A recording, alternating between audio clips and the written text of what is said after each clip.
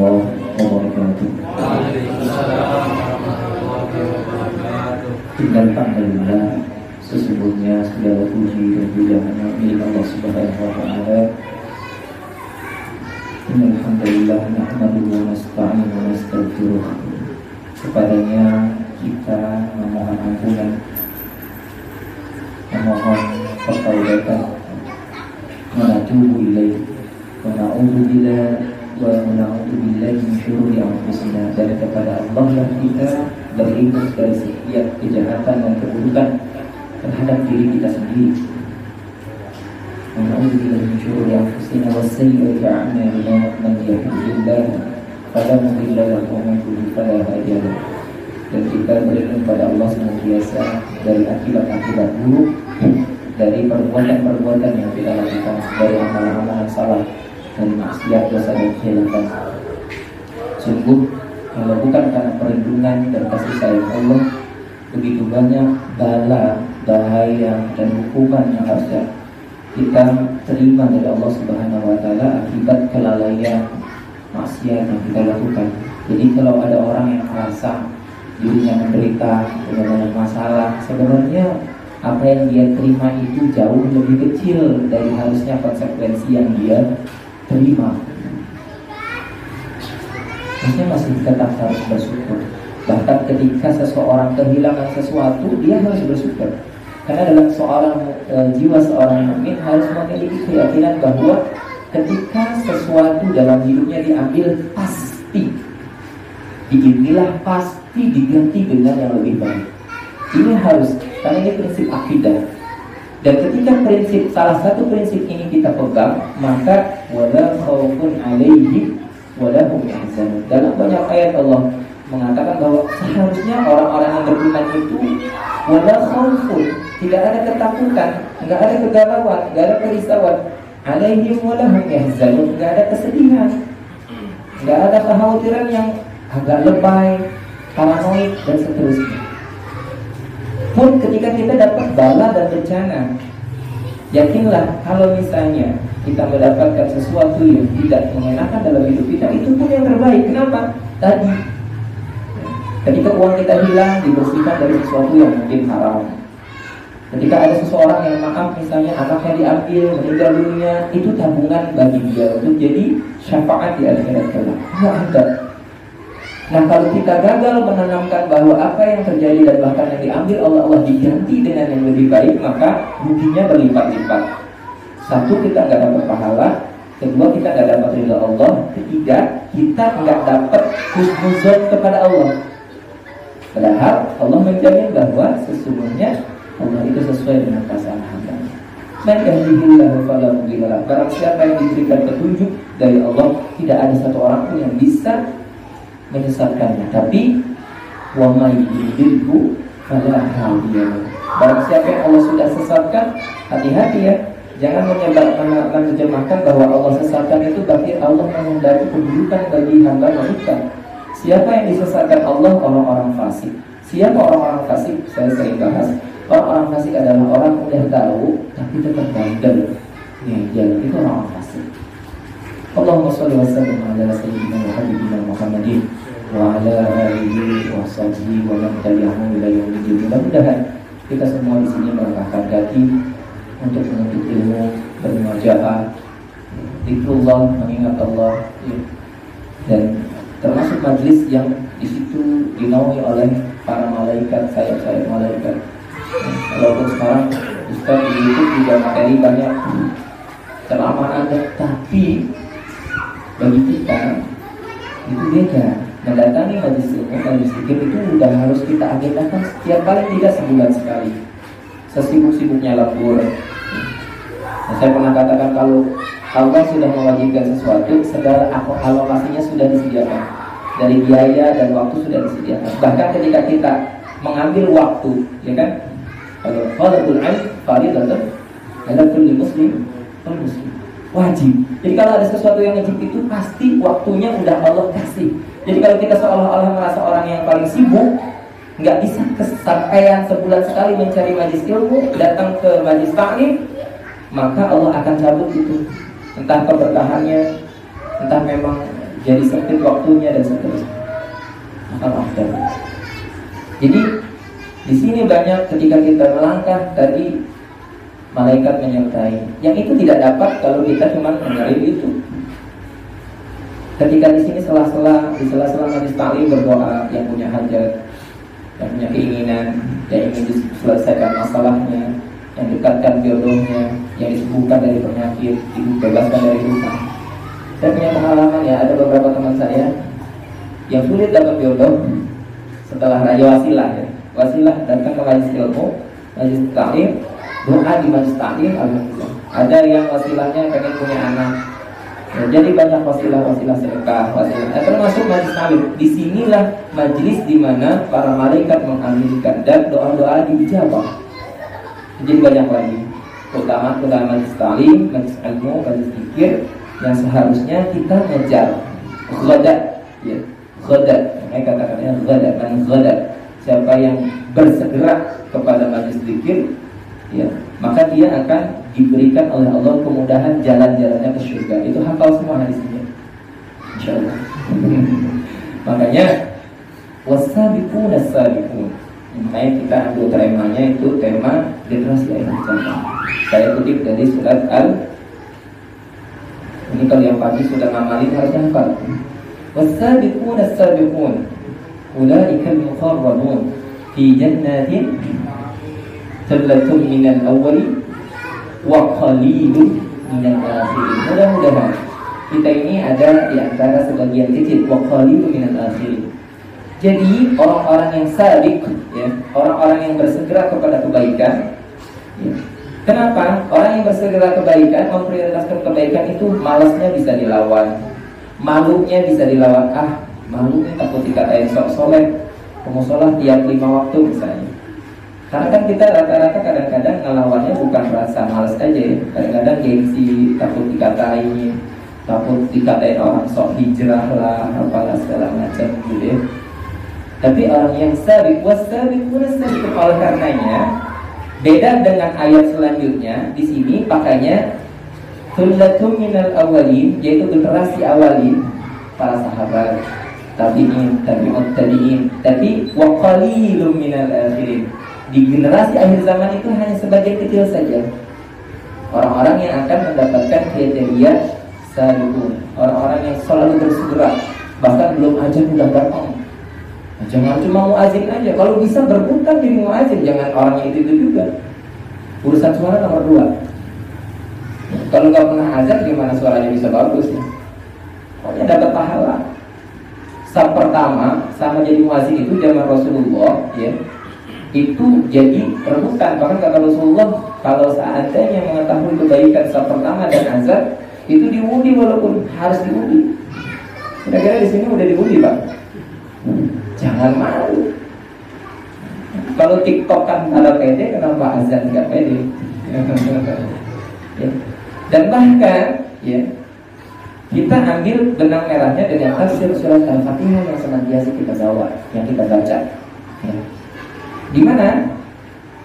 Ihdinas siratal mustaqim, siratal ladzina an'amta 'alaihim ghairil maghdubi 'alaihim waladdallin. Lihat, kalau Allah mau tidak usah pakai contoh, cukup ajarkan kita berdoa ihdinas siratal mustaqim. Tunjukkan ya Allah saya jalan lurus, tapi Allah tambah keterangan jalan yang mana dulu. Ya. Ulama kontemporer menafsirkan kata siratal mustaqim itu bukan lurus, tapi selamat, aman dan selamat. Karena siratal mustaqim itu kadang-kadang berliku, ya bagi saya. Yang orang harus nyari jalan tikus. Ya, kalau kita udah jalan sana, jalan sini lebih lurus kan, lewat Kosambi depan sana, tapi macet. Jadi siratal mustaqim itu jalan orang-orang terdahulu. Ya.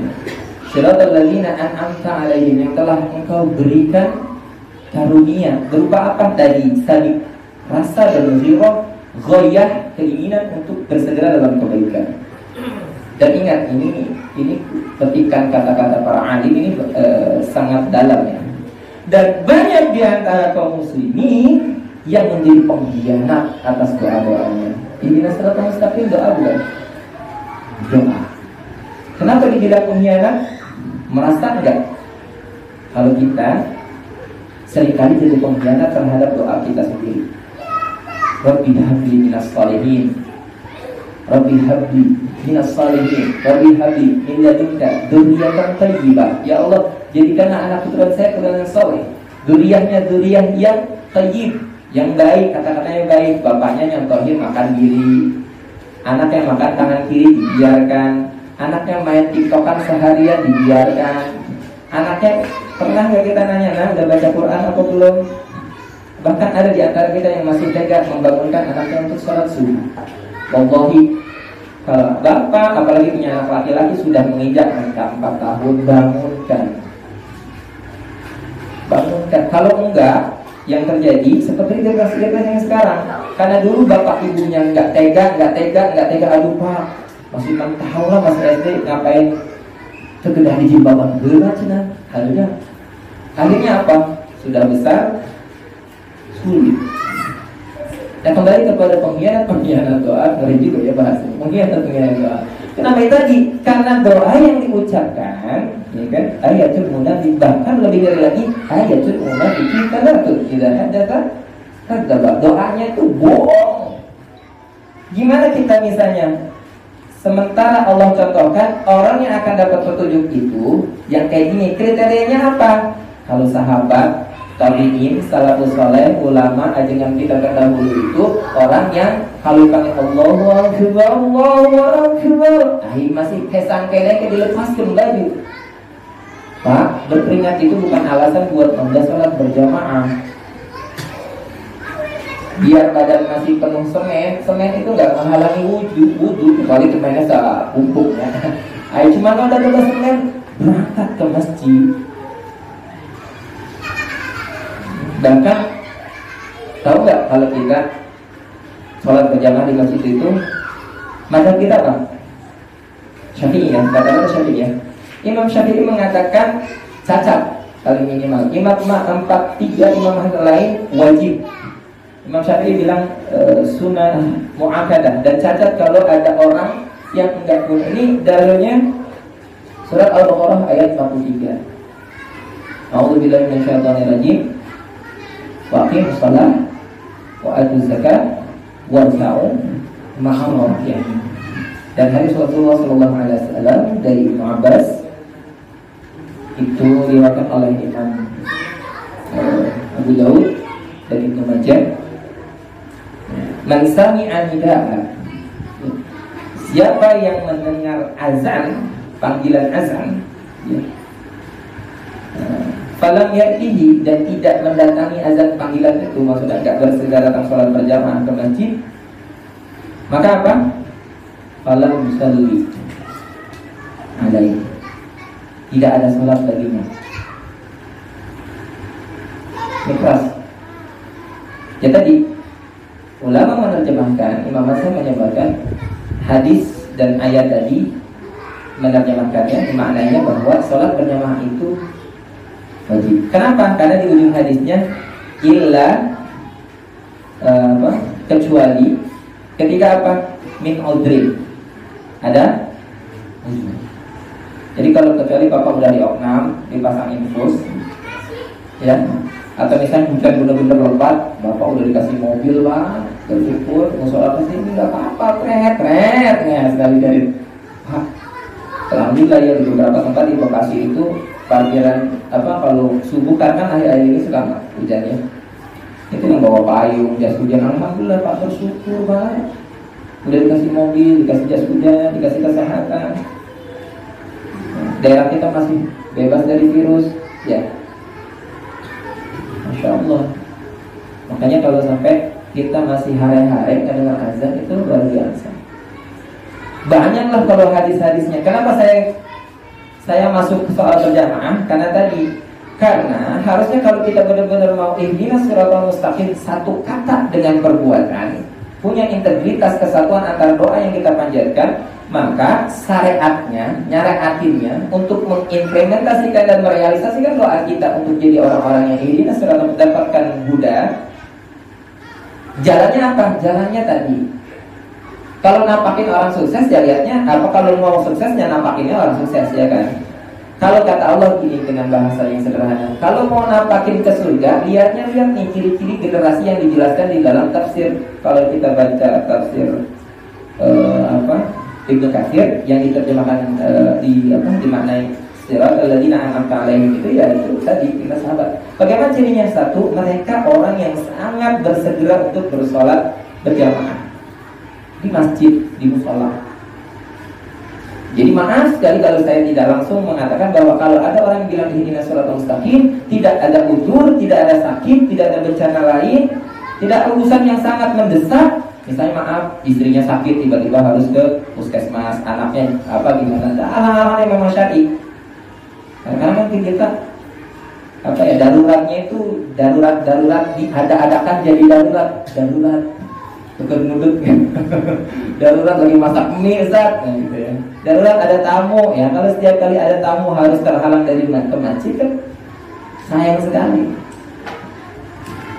Ya hadis-hadisnya banyak. Barang siapa yang 40 hari ya masih dapat takbir pertama dengan imam, maka dibebaskan dari nifaq, kemunafikan. Kalau belum ngantuk, lihat aja salat berjamaahnya, Pak. Bagus. Kalau mau cari karyawan, lihat salat berjamaah. Barang siapa yang berjalan ke masjid pagi dan sore, maka Allah sediakan hidangan di surga. Hadisnya mah nggak setengah lotok lah. Yang baik saya setengah lotok lah. Ya. Tapi yang paling mengerikan tadi itu ancamannya, tidak ada salat baginya illa min udhri. Nah, terus bagaimana? Apa hubungannya ketika generasi akhir zaman itu kenapa menjadi generasi yang sedikit? Karena memang sedikit. Kita mau nggak jadi bagian yang sedikit? Dan kenapa secara otomatis disebut sebagai yang orang yang mengkhianati doanya? Ya tadi, orang jelas-jelas dijelaskannya seperti itu, ciri-cirinya seperti itu, tapi dia tidak mau menyerahkan diri untuk menyambut panggilan. Bahkan tidak tahu siapa Pak nama sahabat yang mau izin sama Nabi buta. Terus kata Nabi, kamu masih dengar azan gak? Siapa yang baru pertama kali dengar hadis itu? Gak ada ya? Berarti udah pernah dengar ya? Nah, terus berarti kan kita gak ada alasan. Maaf, kita kan gak ada di sini yang buta. Iya gak? Tapi udah ramai Pak, alhamdulillah. Alhamdulillah. Maghrib, subuh, Isya, bahkan orang munafik adalah orang yang sholat yang paling berat untuk orang munafik adalah sholat subuh dan sholat jangan sampai Pak. Itu ancamannya luar biasa. Dan orang munafik itu bukan orang Islam. Maaf ya. Jadi akhir zaman itu ada 3 golongan: kafir, munafik, Islam. Kafir itu yang musyriknya dan segala macam dengan kawan-kawannya. Munafik itu bukan Islam. Karena ketika orang-orang munafik itu bertemu dengan orang mukmin, wa idza khalau ila syayatinihim qalu innama nahnu mustahzi'un. Ya, apa gimana ayatnya? Orang munafik itu di akhir halaman kedua surat Al-Baqarah gimana? Wa idza khalau ila syayatinihim qalu inna ma'akum innama nahnu mustahzi'un. Beda, orang munafik itu bukan Islam. Yang kedua, jadi udah jelas ya, Abdullah bin Umi ya, itu dia sampai buta, sampai harus ya kita sebenarnya kita sering nggak dengar nasihat-nasihat atau bahkan video sampai di padang pasir pakai tali gitu. Nasihatnya sering lihat gitu ya, tapi tergugahnya ini lah ya, tergugahnya ini. Yang kedua, ciri para sahabat tabi'in itu sangat sangat suka sekali melakukan tazkiyah an-nafs ya, melakukan kesucian jiwa. Bahkan tidak jarang melakukan iqom ya, dia kalau teman-teman di tasawuf itu kan ada 3 instrumen ya, muhasabah, mujahadah, mu'aqabah. muhasabah selalu, mujahadah bersungguh-sungguh, muaqabah kalau ada pelanggaran, itu hukuman terhadap diri sendiri. Dasarnya apa? Ketika Umar terlambat datang ke masjid untuk sholat berjamaah gara-gara lagi niat tanaman di kebunnya diinfakkan semua. Kira-kira kalau kita terlambat dapat 1 rakaat gara-gara lagi balas WA gitu ya, udah berapa handphone yang kita infakkan? Itu hati-hati. Terus lantas bagaimana? Kenapa banyak orang yang mengkhianati doanya atau tidak konsekuen dengan ihdinas siratal mustaqimnya? Pertama adalah yang paling jadi penghalang adalah banyaknya dosa. Makanya hafal hadis Rasulullah SAW, "Ma nahaitukum anhu fajtanibu, wa ma amartukum." Belum hafal? Ada yang sudah hafal hadis arba'in? Ya. Ma nahaitukum, apa yang aku larang, ma nahaitukum anhu fajtanibu. Perintah ini mengindikasikan bukan hanya jadi prioritas. Kalau dalam fikih itu sebelum melakukan yang wajib menghindari sesuatu yang haram dulu. Misalnya contoh, kalau di medsos kemarin baru saya tahu, ada seorang perempuan pasang status foto tersenyum katanya ibadah, seringan-ringannya ibadah. Nah itu ibadah kan memang senyum benar, memang ibadah. Tapi dengan senyumnya itu bisa membuat orang lain terkena fitnah. Ada bapak-bapak yang mandang-mandangin ya, ada suka nge-save. Kadang-kadang malah beberapa orang suka berimajinasi dengan foto-foto tersebut. Makanya punya istri kalau masih punya sering-sering selfie Pak, dinasihatin, dilarang. Dan kita bukan berhak, berkewajiban. Bahkan ada orang-orang yang memanfaatkan hal seperti untuk perdukunan, yang dipelet lah, yang diguna-guna lah dan seterusnya. Dan yang kedua, selain menjadi sebuah prioritas amal, kedua adalah apa yang, makanya ketika wama amartukum bihi ya, maka lakukan ya, fa'tu bihi mastata'tum ya, lakukan dengan sesuai kemampuan kalian.